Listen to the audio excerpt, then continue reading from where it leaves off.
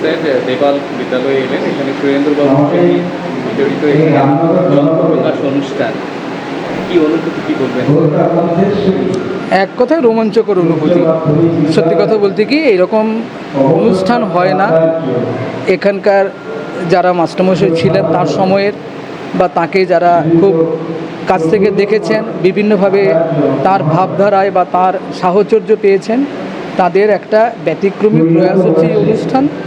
এবং এই অনুষ্ঠান এক কথায় অন্যান্য যে কোনো সাধারণ অনুষ্ঠানের অনেক ওপরে, অনেক উচ্চ মানের। এই বর্তমানে এই শিক্ষকের প্রাসঙ্গিকতা বা ওনার ভাবনা বা কতটা অনুপ্রাণিত করবে এইটা আমি তো বললাম যে এটা একটা খুব কঠিন বিষয়। তখনকার সময়ে ছাত্র শিক্ষক সম্পর্কটা অনেক প্রত্যক্ষ সম্পর্ক ছিল।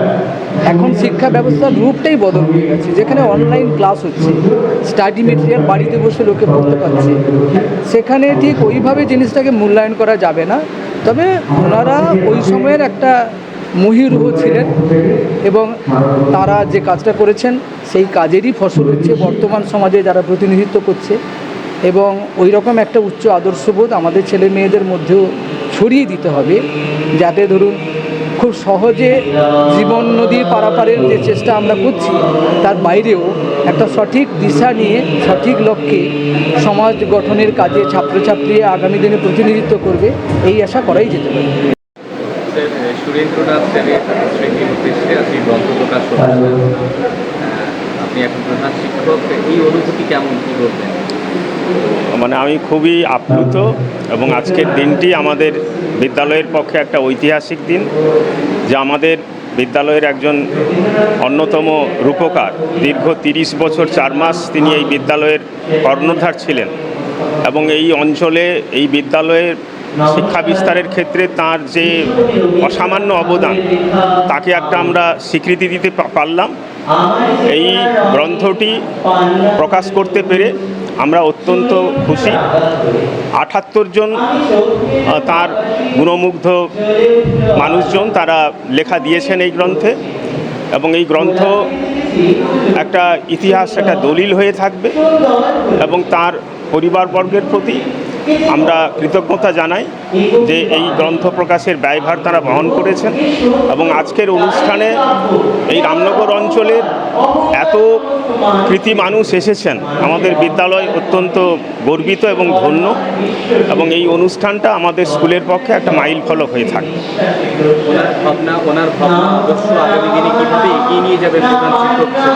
তার ভাবনা ছিল অনেক প্রগতিশীল এবং তিনি ছিলেন খুব আন্তরিক। এই বিদ্যালয়ের তার সহকর্মীদের প্রতি তার যেমন সহমর্মিতা ছিল, ছাত্রীদের প্রতিও তার অত্যন্ত দরদ ছিল এবং তিনি খোলা মনের, মুক্ত মনের মানুষ ছিলেন। এই ছাত্রছাত্রীদের মধ্যে যাতে প্রগতিশীল ভাবনা তৈরি হয় সেই ক্ষেত্রেও তার অবদান ছিল এবং তার হাত ধরেই এই বিদ্যালয়ের মূলত পরিকাঠামো, সার্বিক পরিকাঠামো যাকে বলে, তার অগ্রগমন ঘটেছে।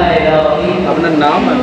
আমার নাম ননীগোপাল বেরা, আমি দেপাল বানেশ্বর চারুবালা বিদ্যা মন্দিরের প্রধান শিক্ষক। এটা একটা বিপজ্জনক প্রবণতা।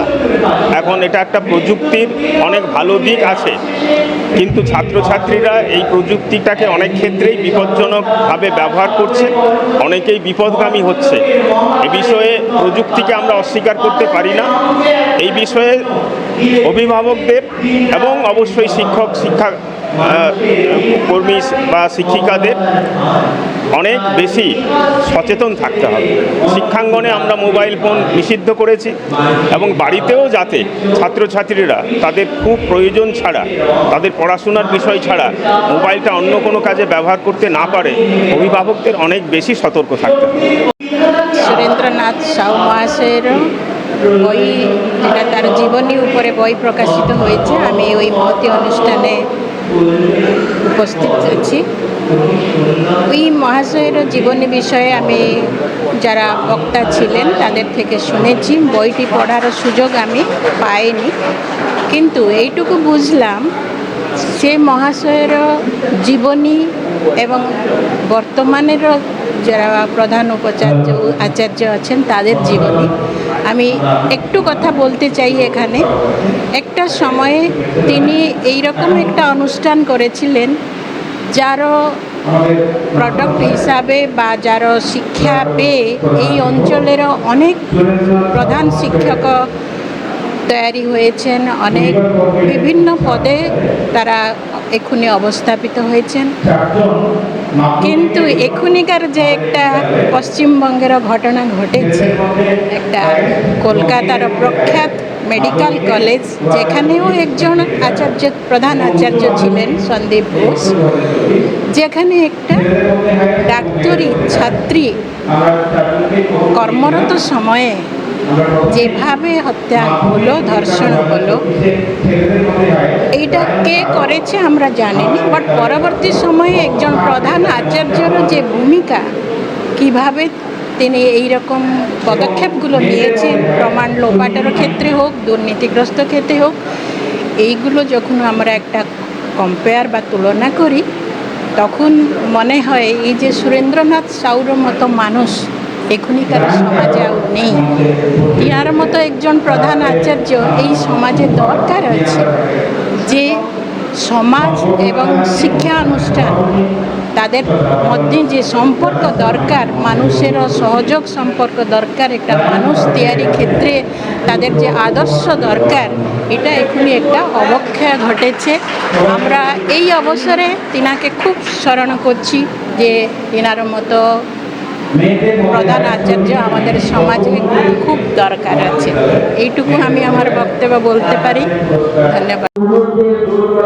দেপাল বাণিজ্য বিদ্যালয়ের প্রাক্তন প্রধান শিক্ষক আজকে গ্রন্থপ্রকাশ অনুষ্ঠান, মূলত কি কি বিষয় নিয়ে আজকে আজকের অনুষ্ঠানটা আমাদের দেপাল বানেশ্বর চারুবালা বিদ্যা মন্দিরের প্রাক্তন প্রধান শিক্ষক প্রয়াত সুরেন্দ্রনাথ সাউ মহাশয়ের তার প্রতি শ্রদ্ধা নিবেদনের জন্য, তার আলোয় আলোকিত করার জন্য, তার কর্মকাণ্ডটাকে তুলে ধরার জন্য একটা গ্রন্থ প্রকাশের সিদ্ধান্ত অনেক আগেই নেওয়া হয়েছিল। আজকে তার সেই শুভক্ষণে আজকে সেই গ্রন্থ প্রকাশ করা হয়। প্রকাশনা সমিতির উদ্যোগে গ্রন্থের নাম হচ্ছে প্রণাম। এই অনুষ্ঠান আজকে হলো। উদ্বোধন করেছেন ডক্টর অনন্ত মোহন মিশ্র মহাশয়, অধ্যক্ষ রামনগর কলেজ, এবং এর সভাপতি হচ্ছেন রাধাশ্যাম মাইতি মহাশয়, এই বিদ্যালয়ের প্রধান আচার্য ছিলেন, প্রাক্তন প্রধান আচার্য, এবং বলাইলাল ত্রিপাঠী মহাশয় বন্ধ প্রকাশনের তিনি সম্পাদক, তিনি এই বিদ্যালয়ের প্রাক্তন সম্পাদকও ছিলেন, এবং আমি এই গ্রন্থের আমি সহ সম্পাদক। যতটুকু আমরা পেরেছি স্যারের প্রতি শ্রদ্ধা নিবেদনের জন্য, তার অগণিত অনেক ছাত্রছাত্রীর কাছ থেকে লেখা নিয়ে, এবং আরও অনেক শুভানুধ্যায়ী, তার অনেক কাছের মানুষ, পরিবারবর্গ, সবার কাছ থেকে লেখা নিয়ে, মূলত তার পরিবারের যিনি জ্যেষ্ঠ পুত্র মান্দার হাই স্কুলের প্রধান শিক্ষক সুরভিনন্দন সাউ মহাশয়, তার উদ্যোগ এবং তার পরিবারের উদ্যোগে বলতে গেলে সমস্ত অর্থই তিনি বহন করেছেন, তাদের পরিবারবর্গ বহন করেছেন, তাদের ঐকান্তিক ইচ্ছায় এবং আমাদের কিছু সহযোগিতা এবং বলাইবাবুর অক্লান্ত পরিশ্রমে এবং রাধাশ্যামবাবুর অক্লান্ত পরিশ্রমে আজকের এই গ্রন্থ প্রকাশটা হয়েছে। আমরা অত্যন্ত খুশি যে তার প্রতি শ্রদ্ধা নিবেদন করে আমরা খুবই আনন্দিত, এইটুকু বলতে পারি। প্রজন্মের ছাত্রছাত্রীরা বা ওনার ছাত্রছাত্রীরা কি কি বিষয় জানতে পারবেন ওনার সম্বন্ধে, কি কি জিনিস অনুপ্রাণিত? এই বইতে তিনি দীর্ঘ 30 বছর ধরে তিনি এই বিদ্যালয়ের প্রধান শিক্ষক ছিলেন। তখন মাটির এখন সব রুমগুলো যেমন পাকা, তখন সমস্ত যে ক্লাসরুমগুলো ছিল মাটির, এবং সেই মাটির ক্লাসরুমকে তিনি কিভাবে যে পাকা ঘরে করা যাবে এবং কি করে পঠন পাঠনের উন্নতি করা যাবে, কী করে স্কুলের শৃঙ্খলা রক্ষা করা যাবে, কি করে রেজাল্ট ভালো করা যাবে, সমস্ত চিন্তাভাবনা খুব সুন্দরভাবে তিনি 30 বছর ধরে এই প্রধান শিক্ষকের দায়িত্ব পালন করে তিনি কর্মনিষ্ঠার সাথে পালন করেছেন। এই জন্য আমি তাকে অন্তঃস্থল থেকে তাকে আমি শতকোটি প্রণাম জানাই, তাকে স্যারকে আমি আমার ধন্যবাদ জানাই, আমার প্রণাম জানাই, শ্রদ্ধা জানাই। আমি এই বিদ্যালয়ের গ্রন্থাগারিক এবং আমি এই যে বইটা প্রকাশ হলো তার সহ সম্পাদক। নাম আমার সৌমেন গিরি। বিদ্যালয়ের প্রাক্তন প্রধান শিক্ষকের গ্রন্থ প্রকাশ অনুষ্ঠান, মূলত কী কী বিষয়গুলো এই গ্রন্থে উঠে এসছে বা বর্তমানে কী বিষয় জানতে পারবে শিক্ষক সম্পর্কে? আমি প্রয়াত আমাদের মাস্টারমশাই যার সান্নিধ্য আমি পেয়েছিলাম 1980 সালে 5ম শ্রেণীতে ভর্তি হয়েছিলাম তার কাছে, সেই চোখের সামনে আমার এখনও সেই ছবিটা জল করছে। তিনি ওই এক কালারের আগেকার লুঙ্গি ছোট পাড় পরে বসছিলেন, স্কুলে কাজ শেষ করে বাড়ি যেতে পারি, চান করে আসতেন। আমি আমার দাদার সাথে বাবার সাথে এসেছিলাম ভর্তি হতে। সেই কথাটা মনে পড়ছে যে কাচের ফ্রেম দিয়ে তাকাতেন, আর তখনকার সময়টায় হাই স্কুলে ভর্তি হয়ে আসা আবার এইরকম একটা প্রতিষ্ঠাতা শিক্ষকের কাছে, যে তার কথা বর্ণনা করে বলা যায় না। আমরা জানি যে মানুষের মৃত্যু হয়, দেবতার মৃত্যু হয় না। তিনি এই এলাকার একজন, আমার লেখার মধ্যে আছে, বইতে দেখবেন যে সেখানে বলেছিলাম যে তিনি এলাকার বিদ্যাসাগর যেমন সমাজ সংস্কারক ছিলেন, তিনিও আমাদের এলাকার, শুধু দেপাল পাল দুই পাশাপাশি মানিকপাশা এলাকার তিনি একজন প্রতিষ্ঠাতা শিক্ষক সমাজ সংস্কারক ছিলেন। তিনি মাস্টারমশাই আমারও বটে। এইরকম মানে বিদগ্ধ শিক্ষাপ্রতি মানুষ, প্রতিষ্ঠান প্রিয় মানুষ, এই বিদ্যালয়ে বাঁশের কঞ্চি দিয়ে তৈরি, তাকে তিনি এই আজ ময়ূরে রূপান্তরিত করার পেছনে তার অদম্য ইচ্ছা, তার ভূমিকা, তার প্রয়াস এবং নারী শিক্ষা আন্দোলনের জন্য তিনি বিখ্যাত রয়েছেন। এবং সারা জীবন, আমি বললাম না দেবতাদের মৃত্যু হয় না, তিনিও আমাদের মধ্যে, এই পরিবেশের মধ্যে, এই বিদ্যালয়ে প্রত্যেকটি ইট পরমাণুর সঙ্গে তার আত্মা জড়িয়ে আছে। দিন মনে হচ্ছে তিনি এখন আমাদের সামনে জীবন্ত দাঁড়িয়ে আছেন। তিনি সারা জীবন থাকে, যতদিন চন্দ্র সূর্য গ্রহ তারা থাকবে, সুরেনবাবুর নাম স্বর্ণাক্ষরে লেখা থাকবে এই সমাজের বুকে এবং আমাদের হৃদয়ে। উনি কোন বিষয়ে শিক্ষক ছিলেন? আপনি কতদিন পড়াশোনা? তিনি সম্ভবত 1965 সাল থেকে এখানে প্রধান শিক্ষক হয়েছেন এবং 1995 সালে তিনি রিটায়ার করেছেন। দুর্ভাগ্য আমি 1997 সালে এখানে আবার জয়েন করি, 2 বছর পরে, তার রিটায়ারমেন্টের পরে। স্যার তার কাছে বসেছি, কথা বলেছি। তিনি আমাকে ভীষণ ভালোবাসতেন, বলতেন দিলবার তুমি তো খেলোয়াড়, তোমাকে খেলতে হবে, বড় হতে হবে। আর তার অদম্য ইচ্ছা ছিল একটা ফুটবল দল তৈরি করা।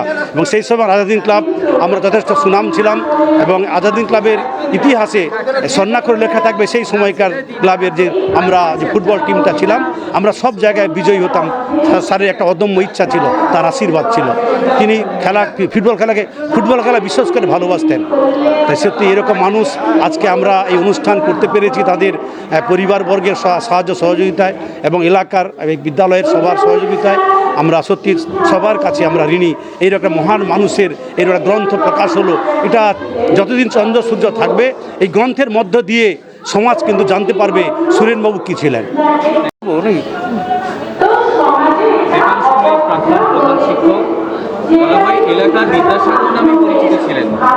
ওনার গ্রন্থ প্রকাশ অনুষ্ঠান ছেলে হিসেবে কতটা অনুভূতি আজকের দিনে? আমি তার বড় ছেলে। বাবার এই এলাকায় যা কৃতবিদ্য, তিনি এই বিদ্যালয়ের প্রাক্তন প্রধান শিক্ষক ছিলেন।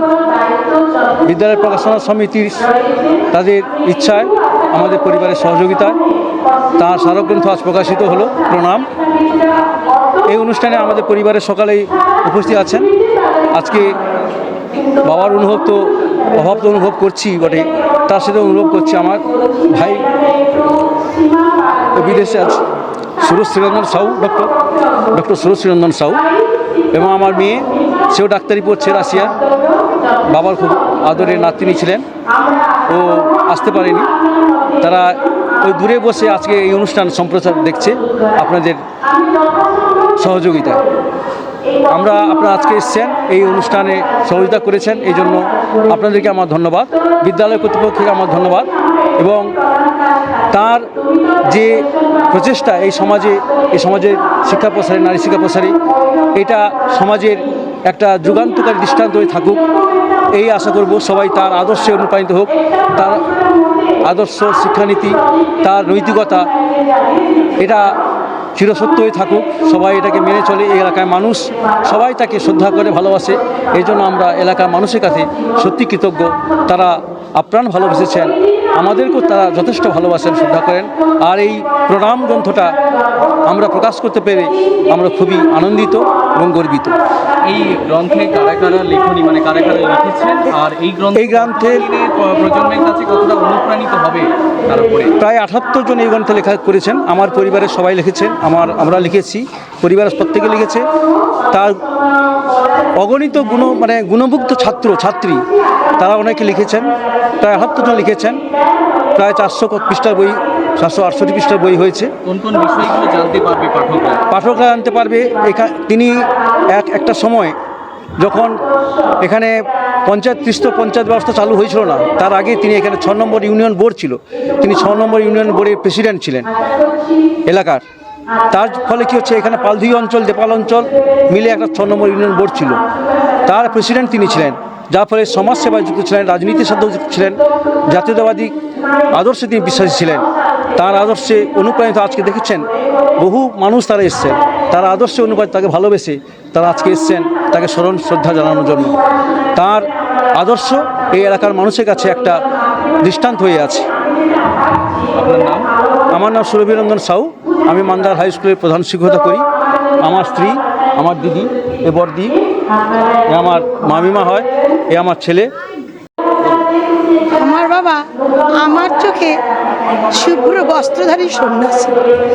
আমার বাবা কোনো দিন একটা মিথ্যা কথা বলেননি, কোনো দিন না এই শব্দটা কোনো দিন মুখ থেকে বের করেননি। আর যখনই যারই সমস্যা হয়, এই স্থানীয় গ্রামবাসীগণ সবাই বাবার কাছে দৌড়ে আসেন একটা সমাধানের জন্য। বাবা তার নিজের মতন করে একটা সমাধান বের করে দেন। মানুষ যখন বিপন্ন হতো আমরা দেখেছি সবাই প্রথমে বাবার কাছে আসতেন, যাই মাস্টারমশাইয়ের কাছে যাই, নিশ্চয়ই একটা সমাধান পাবো, এইভাবে সবাই বাবার কাছে আসতেন। আমরা বাবাকে দেখেছি কোনো দিন রাগ করতে দেখিনি, কোনো দিন আমরা একটা বকাও খাইনি বাবার কাছে। আমরা বাবাকে হারিয়ে কেউ ভালো নেই, আমরা কেউ ভালো নেই, আমরা কেউ ভালো নেই। বই প্রকাশ হলো আজকের দিনে, এটা কতটা ভালো লাগছে? খুব খুব খুব ভালো লাগছে। আমার বাবা এমনিতেই সবার কাছে খুব আদরের, শ্রদ্ধায় স্মরণীয়, সবাই বাবাকে প্রণাম জানায়। আমরা খুব খুশি হয়েছি আজকে অনুষ্ঠানটা হয়ে, এই বই প্রকাশ হয়ে খুব ভালো লেগেছে, খুব খুশি হয়েছি। সবার লেখনীর মধ্যেই আপনার বাবা বেঁচে থাকবেন, সবার কাছে থাকবেন, এটা কতটা আনন্দের? খুব খুব যুগ যুগান্ত ধরে বাবা বেঁচে থাকবেন, সবার কাছে বেঁচে থাকবেন। আজ এখানে যদি একটা বাবার মূর্তি করতে পারি তাহলে যুগ যুগান্ত ধরে বাবা বেঁচে থাকবেন। আমরা অন্তর থেকে চাই বাবা আমার যুগ যুগান্ত ধরে বেঁচে থাকুক, সবার মাঝখানে সবারই আদরের মাস্টারমশাই হয়ে বেঁচে থাকুক। আপনার নাম? আমার নাম ডাক্তার তনুপ্রভা সাউ, আমি ওনার ছোট মেয়ে।